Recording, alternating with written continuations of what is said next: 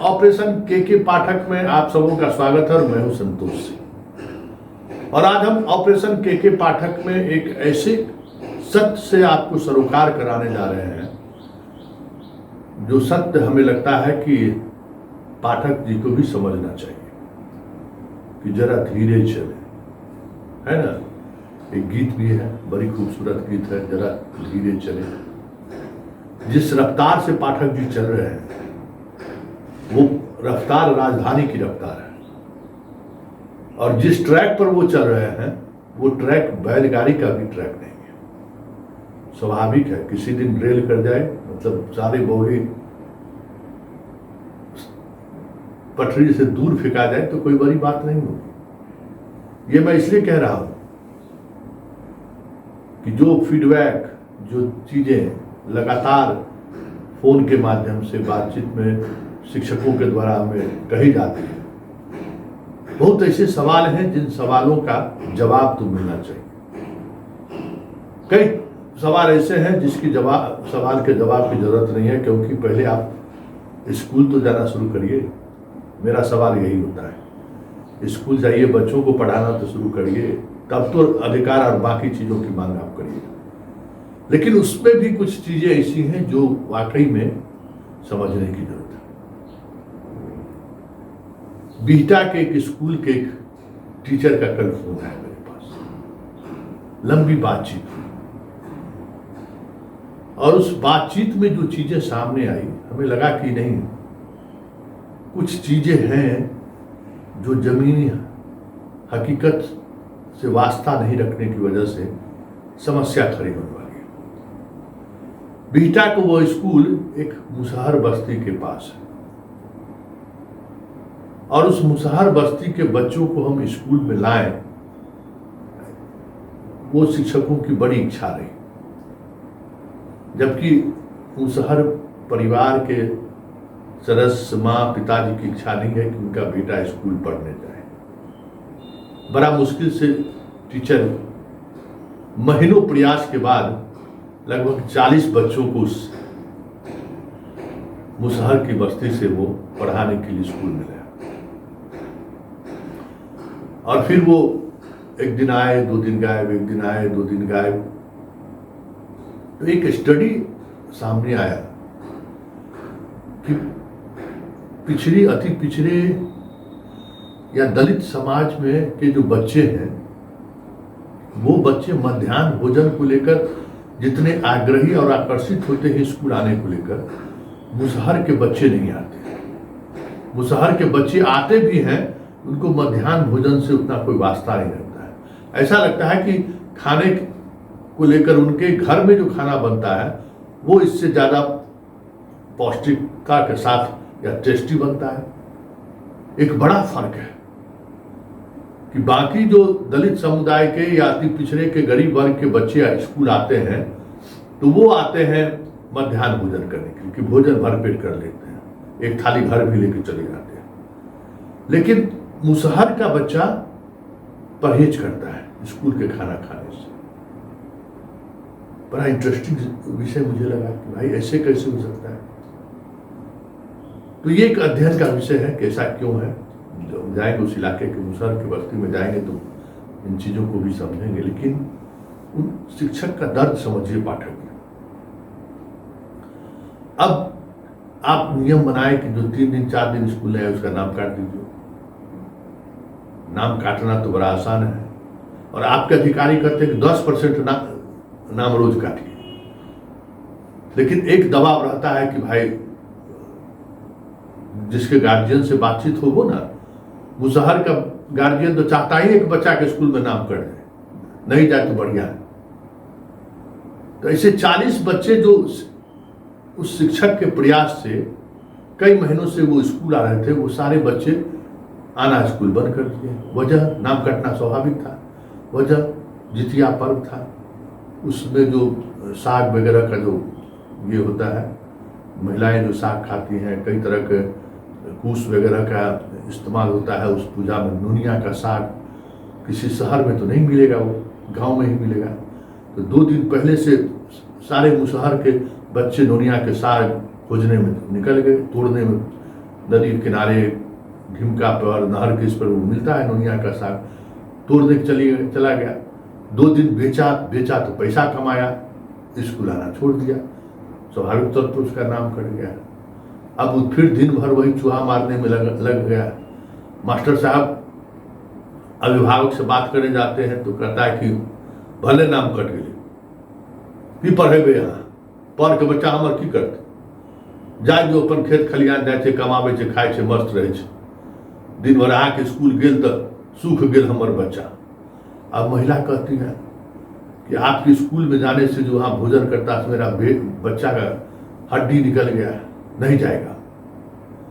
तो इस मानसिकता के दौर से भी बिहार का ग्रामीण परिवेश गुजर रहा है। इसलिए पाठक जी जरा धीरे चलिए और इस तरह की समस्याओं को भी समझिए कि नाम काटने का जो आपका फरमान जारी हो रहा है वो फरमान कितना व्यवहारिक है, क्योंकि एडमिशन का जो प्रोसेस वो इसी प्रोसेस में समझ में आया कि जब आधार से सारी चीजें लिंक है तो ये हो ही नहीं सकता है कि दूसरे विद्यालय में जाकर वो नाम लिखा ले। अगर आपके स्कूल में नहीं आ रहा है तो प्राइवेट स्कूल में जा सकता है, ये बातें हो सकती हैं कि प्राइवेट स्कूल में जा सकता है, लेकिन कहीं और तो नाम लिखा नहीं सकता है कि प्राइवेट स्कूल का आधार कार्ड हमारे आधार कार्ड से लिंकअप नहीं है। लेकिन ऐसे बच्चे जो प्राइवेट स्कूल में अपने बच्चों को नहीं पढ़ा सकते हैं, अब ऐसे बच्चे अगर स्कूल में नहीं आए और उसका नाम कटना शुरू हो जाए तो बड़ी समस्या खड़ी हो रही है। एक क्या है, टोला सेवक और मरगज वाले का वेतन दुगुना हो गया है।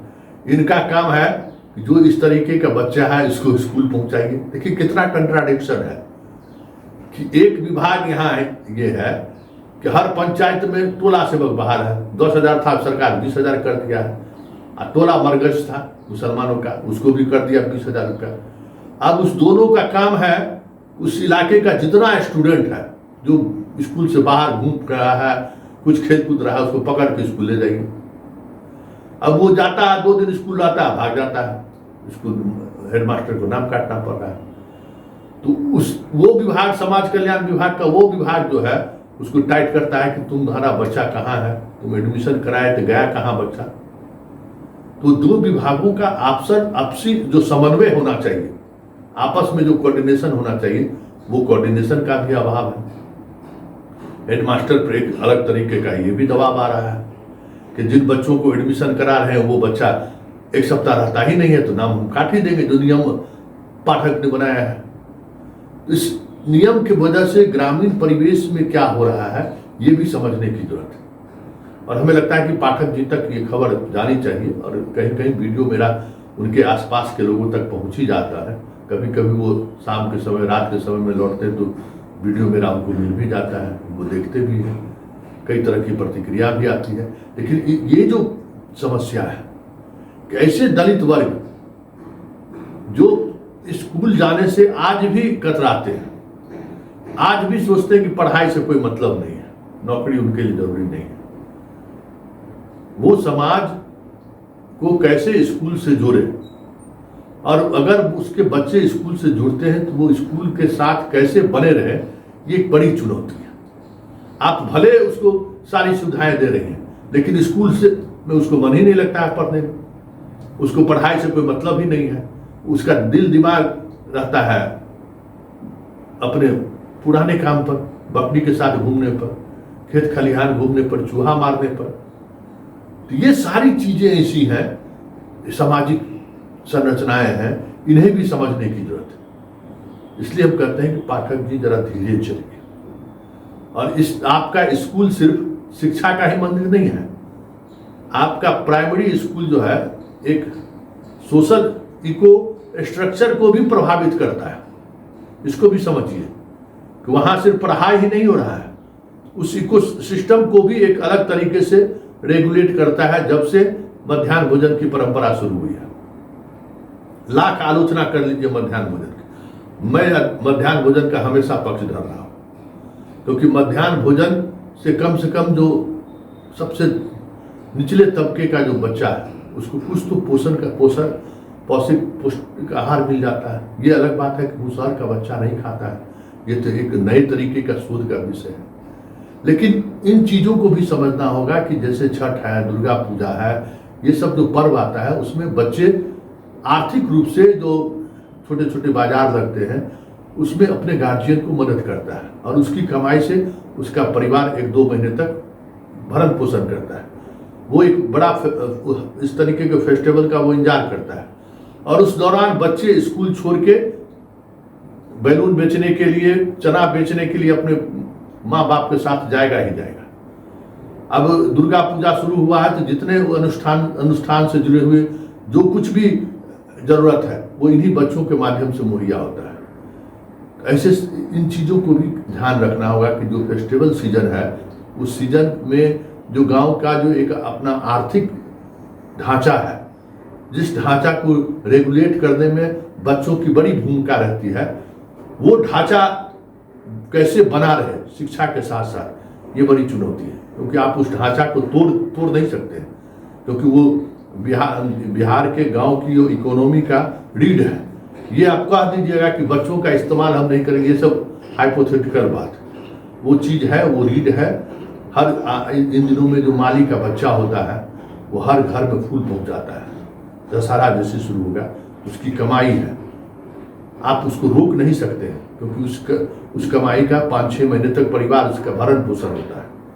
आप तो अब जो माली का बच्चा आपके स्कूल में पढ़ता है उसको आप अगर इस तरीके का आधार पर नाम काटने लगेगा तो बड़ा मुश्किल होगा। इसलिए पढ़ाई यहाँ सिर्फ पढ़ाई ही नहीं है, और अगर पढ़ाई के साथ अगर इस इकोनॉमी को अगर आप साथ लेकर नहीं चले तो फिर पाठक जी आपका फेल होना तय है। इसलिए जरा धीरे चलिए।